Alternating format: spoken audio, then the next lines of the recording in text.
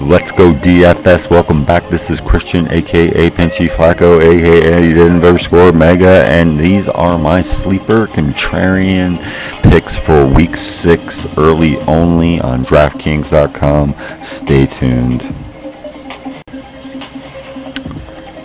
So on the early only contrarian sleeper pick, it's going to get a little weird here, folks, so stay with me. But these are picks that I think are going to be kind of really sharp for this Sunday.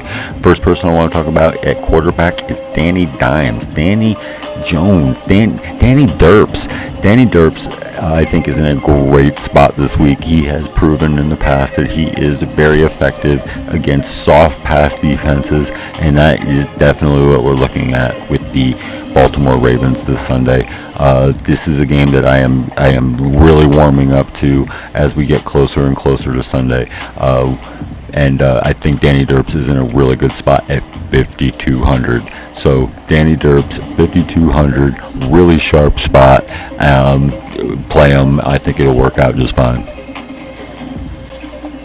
Next player I want to talk about at running back is Travis Etienne Jr. for the Jacksonville Jaguars, playing against the Indianapolis Colts. I'm not exactly sure why I like this so much, but at 5,100, if you need to play a running back at that position, or if you're finding your flex spot landing in that price range, I think Etienne Jr. is in a good spot. I don't know if there's something wrong with James Robinson, but he seems to be trending down. And this is going to be the kind of game environment where, things will break off occasionally, and even though he's a road dog, I don't like road dog running backs, especially in divisional games, but for whatever reason, I've got just a little bit of a hunch on Travis Etienne Jr., 5,100, good way to get different, but it is a risky play.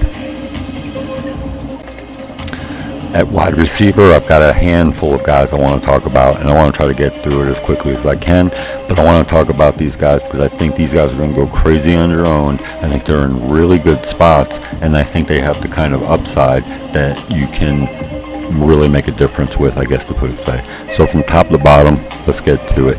5,900, Amari Cooper. I do put stock, I do put weight into home road splits, and Amari Cooper really fits this kind of demographic and why I look at these sort of things. He is at home, it's favorite. It's not a great environment. The over-under is pretty decent. They are favored. And at 5,900, he's $100 cheaper than he was last week, and he smashed last week's salary. He did it early, made you feel good. So Amari Cooper, I really like his spot. 5,900, just way too cheap, and I just don't even think anybody's going to really get there. So Amari Cooper, great idea. Let's go move down a little bit, a few $100 to Brandon Ayuk. I know that's a pretty weird name to bring up. You're not going to hear him. He's not going to be owned. Nobody's going to roster him this week. He's going to probably be 1%, maybe less, depending on what you're playing. But Ayuk at 5,400 against the Atlanta Falcons is in a really good spot, and here's why. The Atlanta Falcons have been obviously selling out, trying to stop primary wide receivers for their opponent. Whether it works out or not, whatever, but that's their strategy. That's what they have been doing. You can look into it for yourself. But meanwhile, the wide receiver 2 has been having really nice games. So instead of getting 4 for 40 like you normally would get from Ayuk, we might be looking at something more like 6 for 75, maybe a touchdown. He's going to get a couple this year. I think this is really his spot. So Brandon Ayuk, 5,400 at no ownership, not a bad idea. Next receiver I want to talk about on the contrarian tip is KJ Osborne for the Minnesota Vikings. Down there in Miami, obviously we know about Jefferson, we know about Thielen, we know about what they got going on down there. But KJ Osborne's one of those players that has the spike. He has the ability to get there and get over above the other players on his own team even. Miami will give up over the top. They've proven that. I'm confident that they will continue to give it over the top, and KJ Osborne is kind of that player for them. So at 4,300, KJ Osborne is going to be, he's very hit or miss, of course, and these are all contrarian picks, but KJ Osborne can definitely have a spike week at 4,300 and kind of give you a real ledge. I don't know what his ownership is going to be. It's never high, and it probably not this week either. So even though He's in a good spot. KJ Osborne, 4,300. Staying at 4,300 is Alex Pierce, the second-round draft pick for the Indianapolis Colts. This rookie is finally on the field. He's steady. He's getting the target load. At the beginning of the year, I wondered to myself, who is going to emerge as some other guy on the Colts?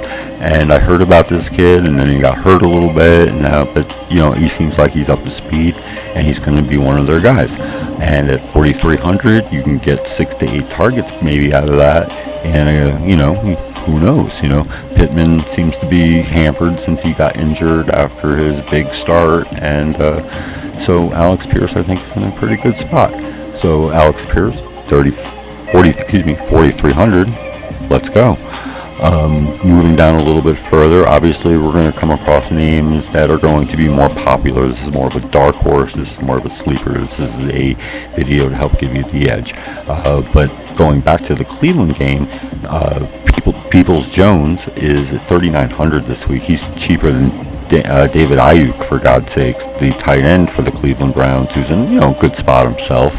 I'm sure he'll draw some ownership. But Peoples-Jones, 3,900, and he receives a pretty steady target share, for who he is, and can get over the top, etc. Not the greatest matchup, but that'll drive away ownership. 3,900 Peoples-Jones, I think, is not a bad idea. More popular at 3,800 is obviously going to be Darius Slayton. If he's under-owned and he doesn't get all steamed up on Sunday morning, you should probably definitely go there. He's a great play, and he's not the player that I necessarily wanted to talk about to do with my Danny Dimes derping it up stack, but if he doesn't get steamed up at 3,800 Sunday morning, he's a really, really strong player. Darius Slayton, 3,800.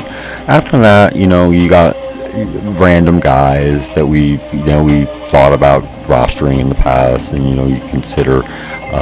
The only other person, as we're getting a little bit lower, is 3,100 Kendrick Bourne, not providing the same sort of role that he had last year.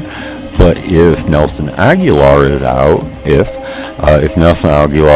that gives him a little bump at 3,100, and you can feel a little bit better about that.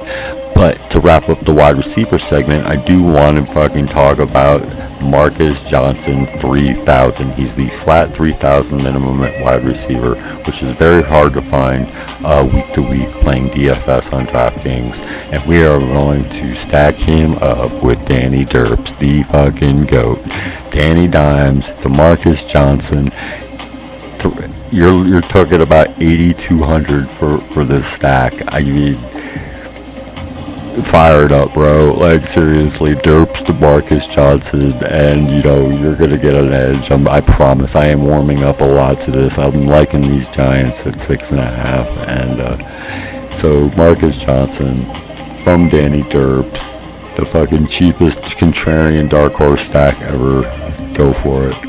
So that's that. So that's my breakdown on the wide receivers. I really don't have anything else to give you at tight end. I'm shitty at tight end. I gave you 2,600 Zach Gentry because Freiermuth is out.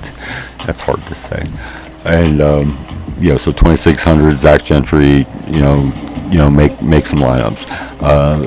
To wrap it up though, a contrarian choice at defense. I want to talk about the Indianapolis Colts real quick. Something's going to shake out in that game as far as like a special teams play, something like that, block punt, who knows. But I'm saying something like that's going to happen in that game.